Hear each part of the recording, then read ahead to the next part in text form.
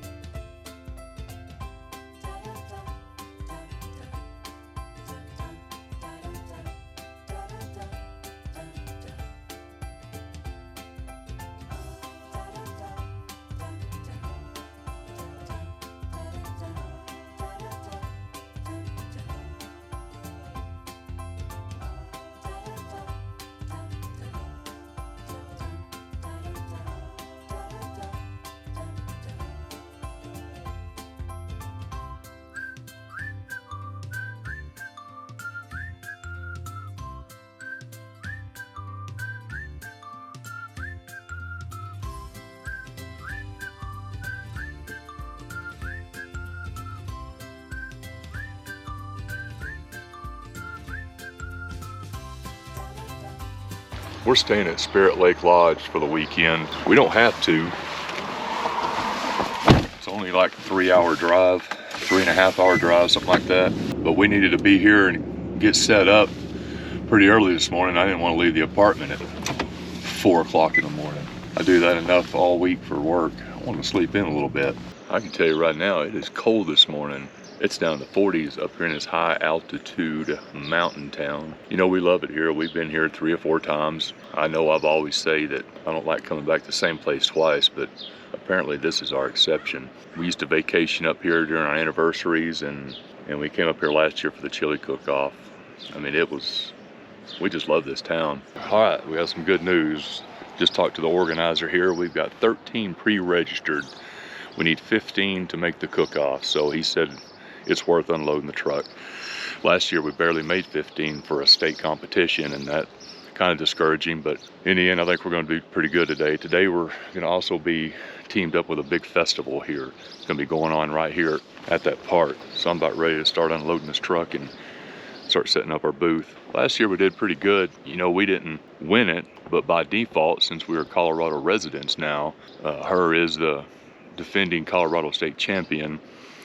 We brought up the world champion and his wife last year, and they kicked our butts. They got first and second up here, but me and her got third and fourth, so being Colorado residents, we're the state champions. I don't feel it like that because we didn't win it, but by default, that's the title. But nevertheless, I mean, it's only chili. But we like doing it. We've been doing this for the last 10 or 15 years, and you can go check out that video right there. That was last year at Chugwater up in Wyoming State where I got second place. That was a lot of fun. That was last weekend. We didn't do that this year. We had something else going on last weekend. This is going to be a good day. It's supposed to warm up to almost 70. So I've got shorts on underneath my pants. So this is going to be fun. All right, let's get set up.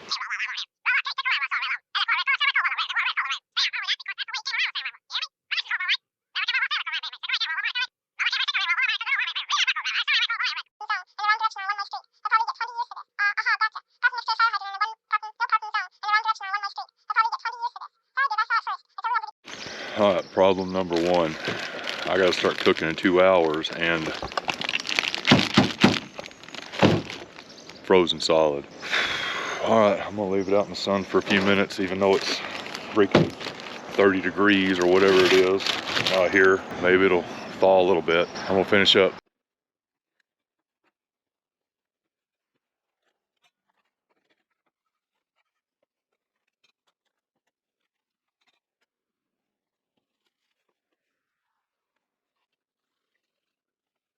Problem number 2, I didn't bring a can opener.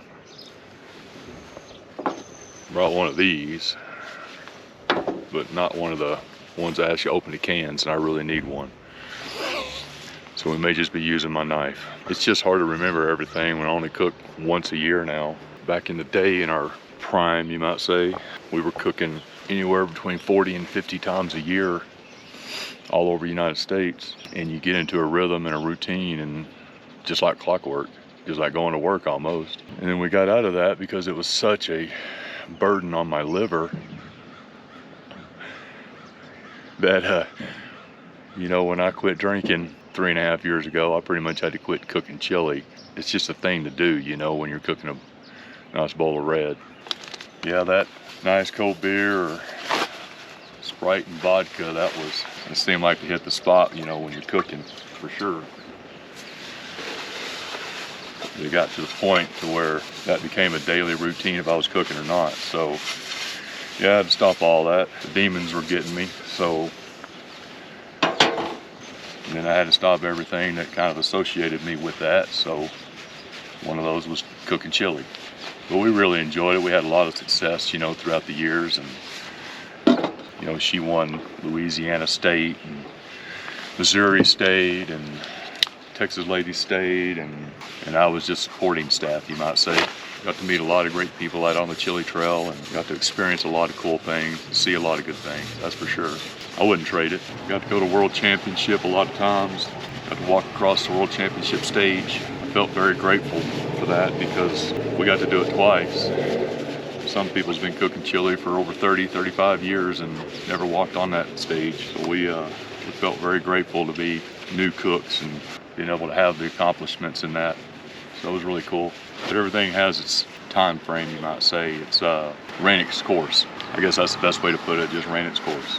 I still enjoy it, and they don't have that many up here like in Texas. Texas, they have one every weekend, multiple places. Here, I mean, you got to drive a distance. You got to drive to New Mexico or up to Laramie or Chugwater. They just only have one here in Colorado. There's just not enough interest up here.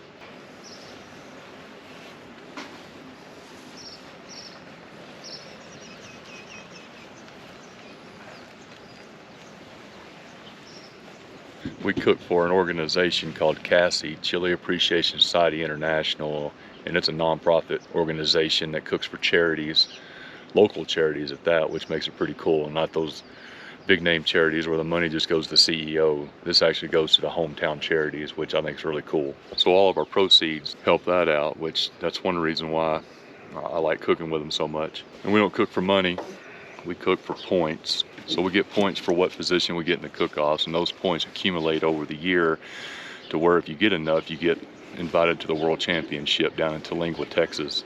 And if you've never been to Terlingua, you ain't met my Texas yet. What a beautiful place. Ghost town.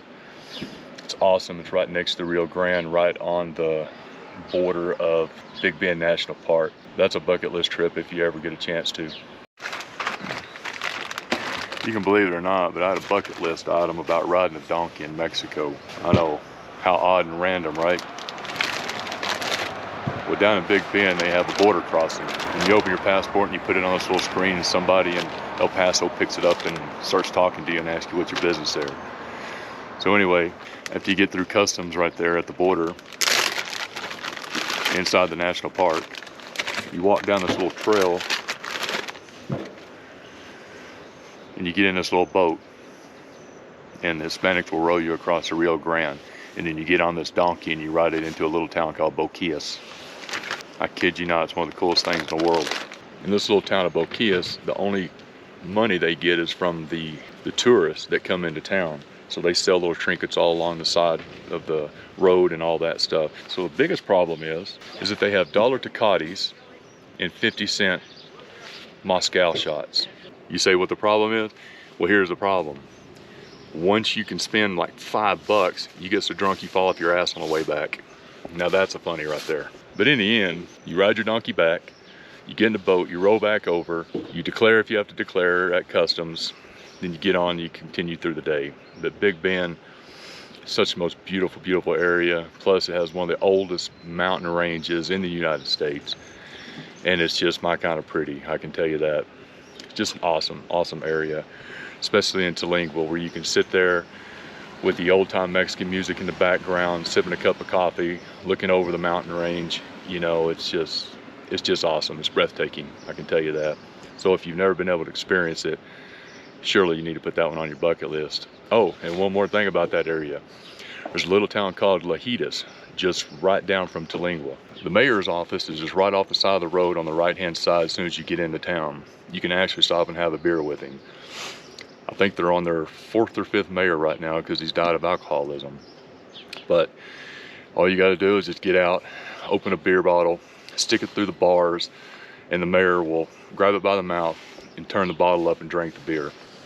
The mayor's a goat. I kid you not. It's the best thing in the world I've ever seen in my life. Go experience it, man. Get out, live life. It's an amazing place down there. I can tell you, it's a completely different culture.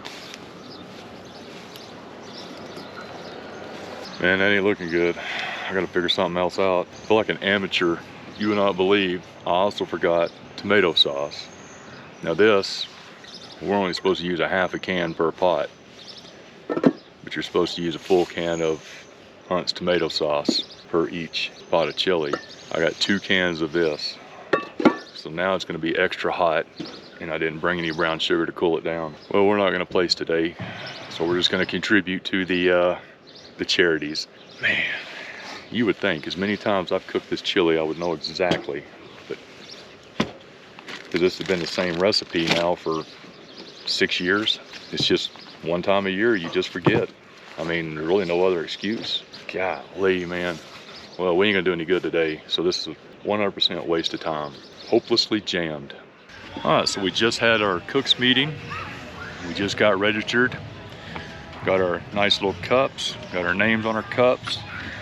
As you can see, this bottom tag I keep, and I turn this in to at turning at 1 o'clock. And if my cup gets picked for the top 10, they'll pull this nice little tape off and read the number, and then if it's my number, then I get to walk up there and get a trophy and get some points.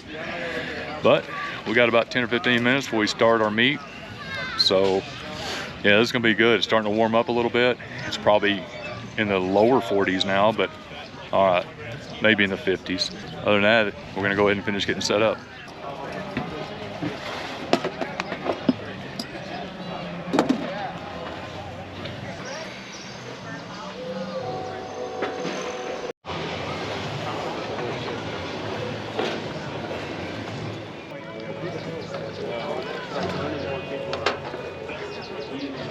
Turned your fire off, I think. Oh, nope, you didn't. You turned yours off.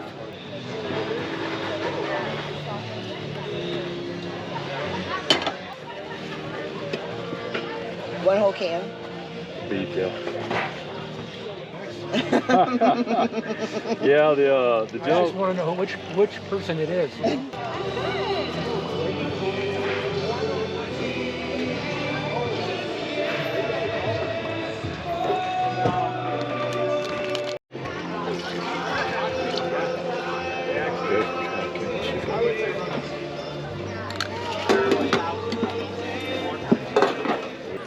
Awful damn.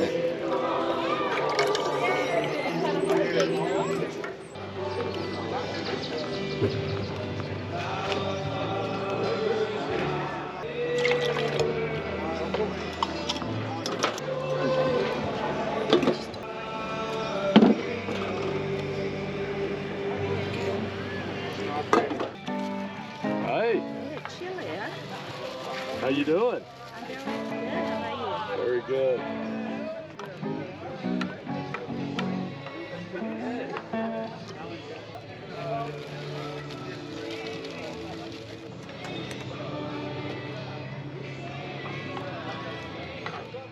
So back in the day when I first started cooking chili, I was asking a lot of other chili cooks, seasoned veterans, you might say, what their secret ingredient was or whatever. And they told me it's called Terlingua dust. And so I thought that was pretty cool. So the first time I went to Terlingua for the World Championship, I went and I got a Ziploc baggie full of dirt. And for the next year when I was cooking, I would sprinkle a little bit of Terlingua dust, dirt, into my chili because I thought that was the magic ingredient. Come to find out, that's actually a spice. So that whole year, all the judges ate a little bit of Terlingua dirt instead of the spice. And I tell that story to the cooks nowadays, they all just laugh, but I'm sure there's been a lot worse put in chili besides just a little bit of dirt. Check one, two, compare.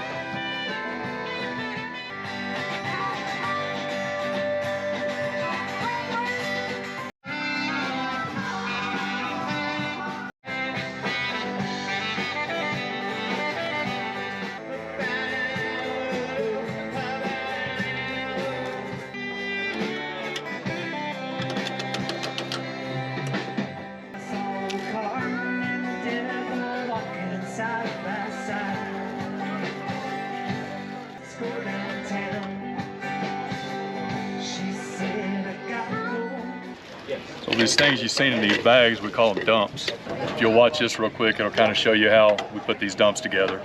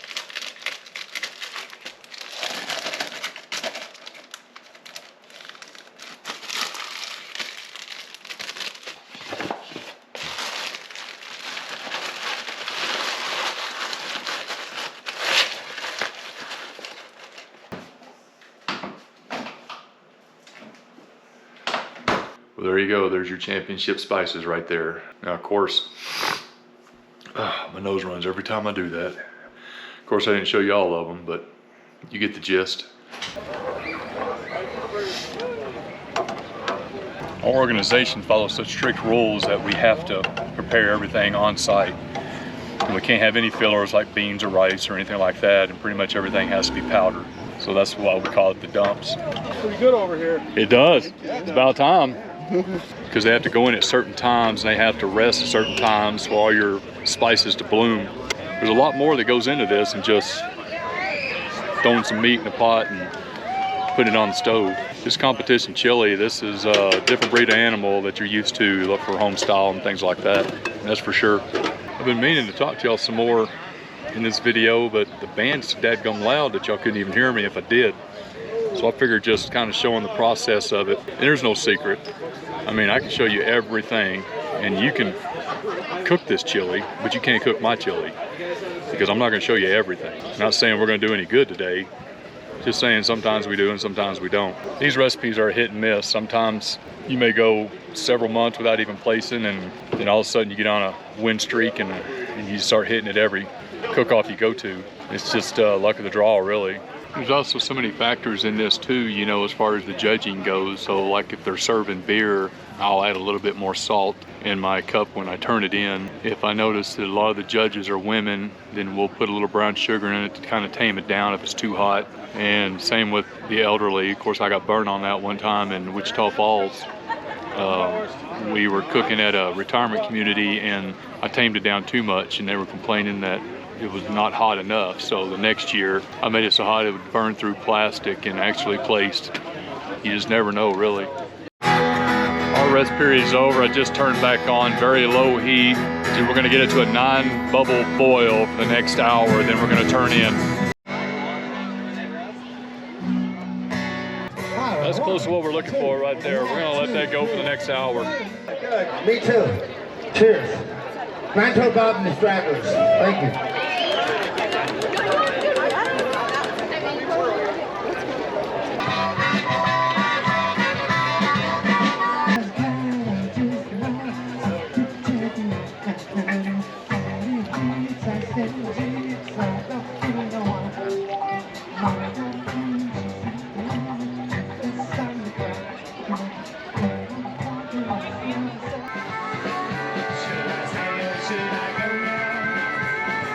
It's 9 minutes before turn in, so we're doing our final touching of the chili, but they say that you can ruin your chili in the last 5 minutes, you know, because you're in a panic mode.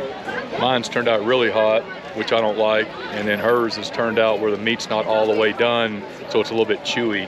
So we're trying to boil hers hard this last 10 minutes to maybe try to get that where it breaks up a little bit.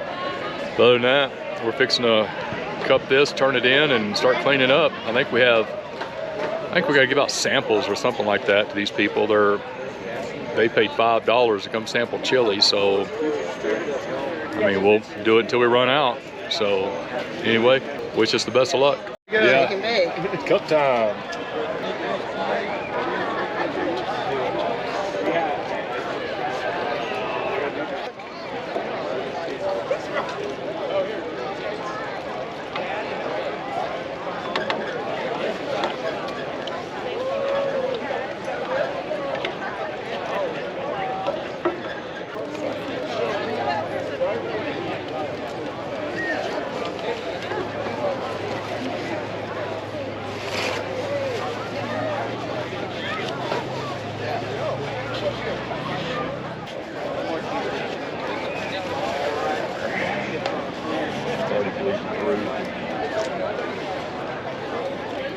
Ready? Come on.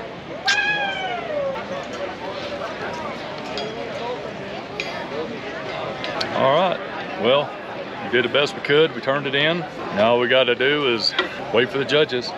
We're gonna combine these chilies and get ready for tasters, I guess. I don't know, I didn't get any cups, so we'll see what happens.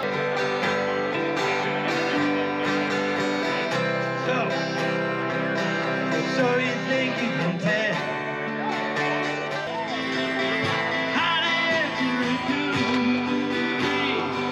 The cold comfort chain.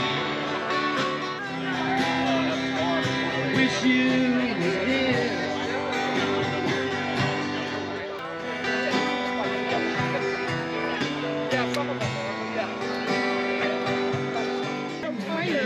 It's like, I don't want to grab it from the top. I know, right? Yeah. Thank you. I'm almost out. You're like close to the end here. Thank you very much. All right, I'm out. All right, so here's the deal. I had every intention of videoing the awards ceremony, but the rain set in. It was pouring rain. There was 100 people under the canopy, and it was very loud and couldn't have seen nothing or heard anything anyway. So this is what we did. This is mine. So I knew mine was way too hot. It had way too much heat, and I knew I wouldn't place good up here with that kind of heat. So, and then here's hers. So once again, I am support staff, and she beat me, and she is the Colorado State champion once more this year. So, I mean, congratulations to her. She did a great job, and I'm pretty excited that that we used year-old spices from Lone Star Chili Spices out of San Antonio, and they held up all year long, being in a plastic bag in the cupboard instead of in the freezer like they're supposed to be, and Walmart cumin. So that's right there was, so that's pretty phenomenal, because if you ever get in the chili world, that's kind of unheard of, that's for sure. Your spices have to be fresh. But anyway, there's the champ. I think we're gonna go to one of these new pizzerias here and see if they got any gluten-free vegetarian pizza. Oh, that sounds so yummy. I appreciate you hanging around and coming on this chili cook-off adventure. I think we're gonna cook again July 13th up in Laramie. It's supposed to be an automatic qualifier as well for the World Championship. Oh, by the way, that first place, she's automatically qualified to go to the World Championship. Now I just had to convince her to do it, because it is like a 16-hour drive from here now. I think we can make that in a day. Other than that, we're gonna pack up and we're gonna get ready to head back to the apartment tomorrow morning. Sure, I'm glad that we didn't go tonight with all the rain, and it'd be dark here in the next couple of hours. So if I don't see you on the trail, I'll see you down the road.